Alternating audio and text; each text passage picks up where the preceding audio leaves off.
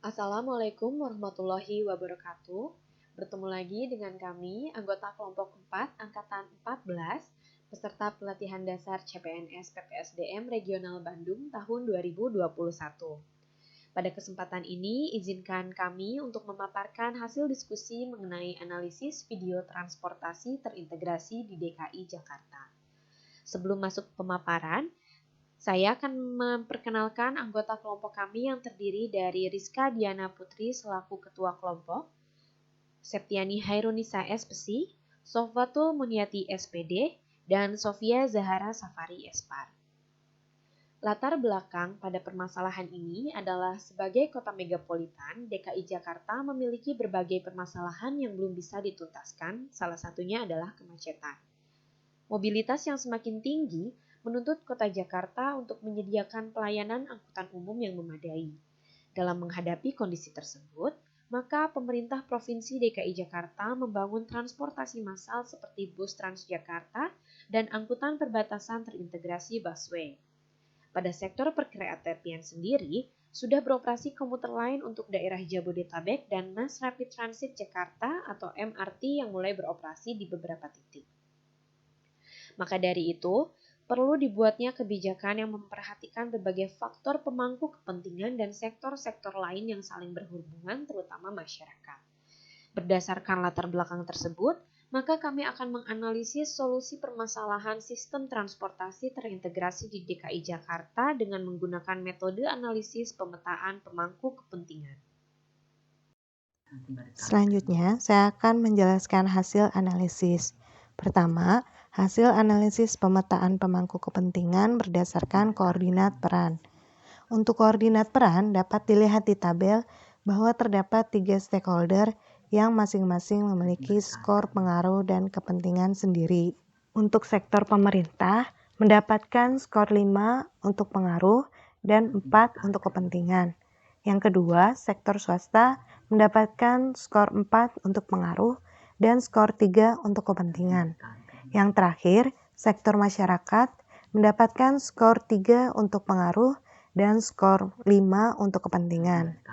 Setiap skor tersebut memiliki makna masing-masing, yaitu 5 sangat besar atau sangat tinggi, 4 besar atau tinggi, 3 cukup, 2 kecil atau rendah, dan 1 sangat kecil. Untuk lebih jelasnya lagi, dapat dilihat dari kuadran pemangku kepentingan seperti yang ditampilkan. Sebelumnya, telah dijelaskan mengenai skor pengaruh dan skor kepentingan dari masing-masing sektor. Dari skor tersebut, dapat ditentukan letak koordinat peran masing-masing sektor berada di kuadran bagian mana. Sehingga, berdasarkan tabel koordinat peran dan kuadran pemetaan pemangku kepentingan, didapatkan 1. Sektor pemerintah memiliki pengaruh besar atau skor 5 dan kepentingan sedang atau tinggi dengan skor 4.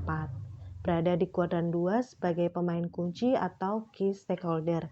Pemangku kepentingan kunci adalah pemerintah DKI Jakarta dan pemerintah Republik Indonesia sebagai pemangku kepentingan yang secara legalitas memiliki kewenangan atau dengan kata lain memiliki pengaruh dan kepentingan yang tinggi dalam pengambilan keputusan pada proses pembuatan kebijakan. Kedua, sektor swasta memiliki pengaruh sedang atau besar dengan skor 4 dan kepentingan kecil dengan skor 3, berada di kuadran 3 sebagai konteks setter. Perusahaan swasta ikut berperan dan berpengaruh dalam membangun sistem transportasi terintegrasi dan merupakan pemangku kepentingan sebagai perantara dalam proses implementasi kebijakan. Namun, sektor swasta merupakan pihak yang tidak memiliki kaitan secara langsung, mengingat sistem transportasi merupakan sistem yang digunakan untuk kepentingan masyarakat atau publik. Yang terakhir, sektor masyarakat atau publik memiliki pengaruh kecil dengan skor 3 dan kepentingan besar dengan skor 5. Berada di kuadran 1 sebagai subjek. Masyarakat atau publik DKI Jakarta dan masyarakat daerah sekitarnya merupakan pihak yang menggunakan transportasi di DKI Jakarta. Masyarakat atau publik adalah pihak yang paling memiliki kepentingan dari sistem transportasi terintegrasi karena secara langsung terkena dampak, baik positif maupun negatif dari suatu kebijakan.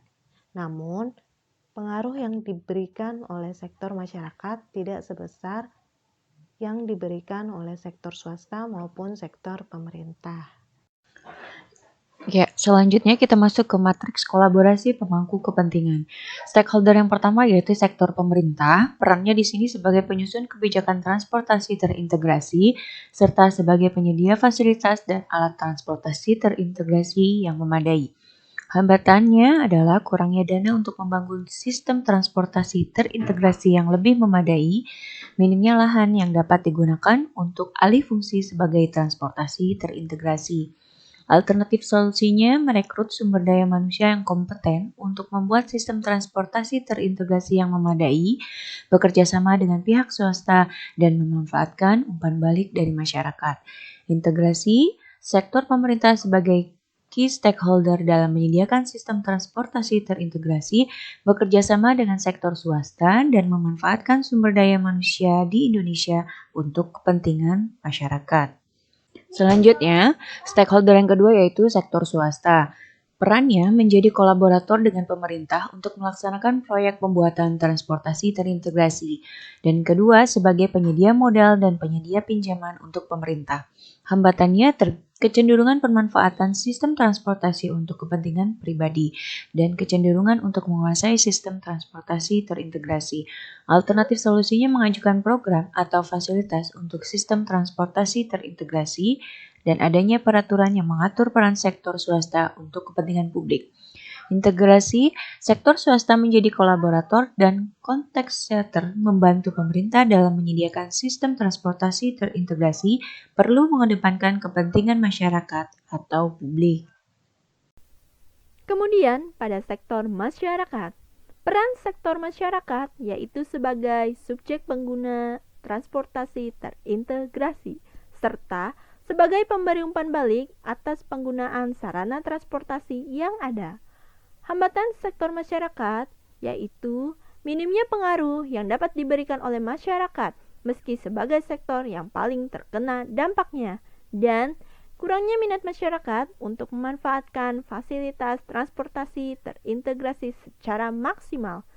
Alternatif solusi pada sektor masyarakat yaitu menjaga fasilitas transportasi yang ada serta memberikan umpan balik kepada penyedia sistem transportasi agar menjadi lebih baik lagi. Integrasinya yaitu sektor masyarakat sebagai subjek dan pemilik kepentingan terbesar dalam sistem transportasi terintegrasi ini. Maka dari itu, harus lebih memberikan peran agar terciptanya sistem yang memadai. Berdasarkan hasil analisis tersebut, dapat ditemukan berbagai solusi. Di antaranya, pertama, sektor pemerintah menjadi key stakeholder dalam menyediakan sistem transportasi terintegrasi dan bekerja sama dengan sektor swasta dalam memanfaatkan sumber daya manusia di Indonesia untuk kepentingan publik. Kedua, sektor swasta menjadi kolaborator dan konteks setter, yaitu membantu pemerintah dalam menyediakan sistem transportasi terintegrasi dan juga perlu mengedepankan kepentingan publik. Ketiga, sektor masyarakat menjadi subjek dan pemilik kepentingan terbesar dalam sistem transportasi terintegrasi ini. Namun, harus lebih memberikan peran agar terciptanya sistem yang memadai. Sekian persentase dari kelompok kami, kurang lebihnya mohon maaf. Terima kasih. Wassalamualaikum warahmatullahi wabarakatuh.